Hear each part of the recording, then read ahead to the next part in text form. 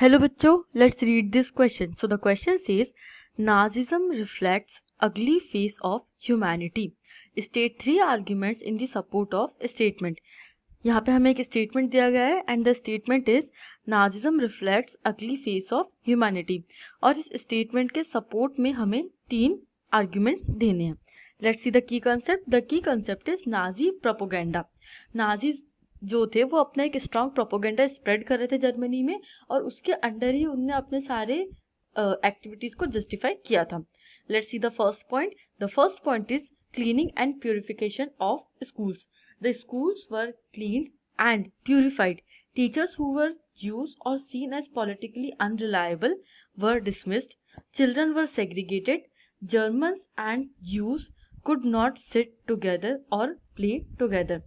अब सबसे पहली चीज क्या करते हैं नाजीज इस प्रोपोगेंडा के अंदर, जो भी टीचर्स थे जो कि अनरिलायबल थे या जूस थे उनको हटा देते हैं, और बच्चों को भी सेग्रीगेट कर देते हैं. जर्मन और जू साथ में ना खेल सकते थे और ना बैठ सकते थे. सेकेंड चीज होती है strong Nazi society.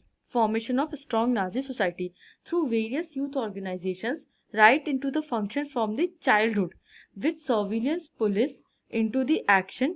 A strong code of conduct was followed. अब नाजी सोसाइटी के लिए एक स्ट्रॉन्ग कोड ऑफ कंडक्ट लेकर के आ जाते हैं, और ये कैसे फॉलो होता है?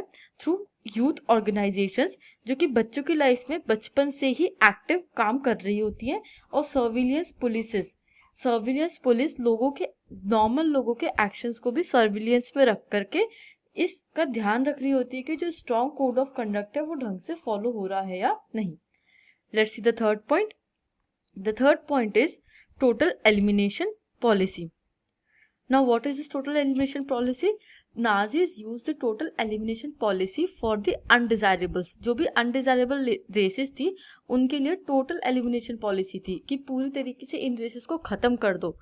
The Jews, the Gypsies and other inferior races, mentally and physically unfit Germans and the political opponents were sent to the concentration camps where most of them were tortured and killed. ये जो total elimination policy है ये mainly किन के लिए लाई थी? Jews, gypsies, जो भी सो कॉल्ड इंफीरियर रेसेस थी, मेंटली और फिजिकली अनफिट जर्मन्स के लिए, और पॉलिटिकल ओपोनेंट्स के लिए.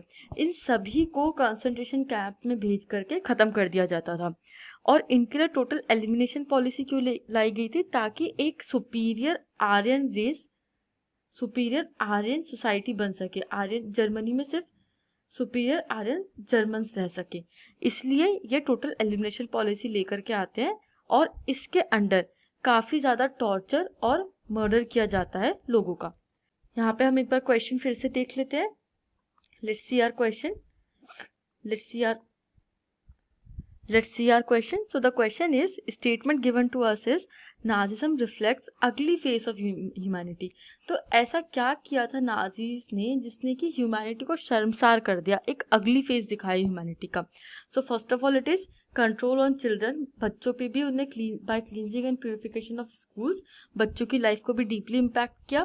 पूरी सोसाइटी को अंडर कंट्रोल रखा, strong Nazi society, and started the total elimination policy for the undesirables and political opponents. I hope you understood this question. Thank you and best of luck.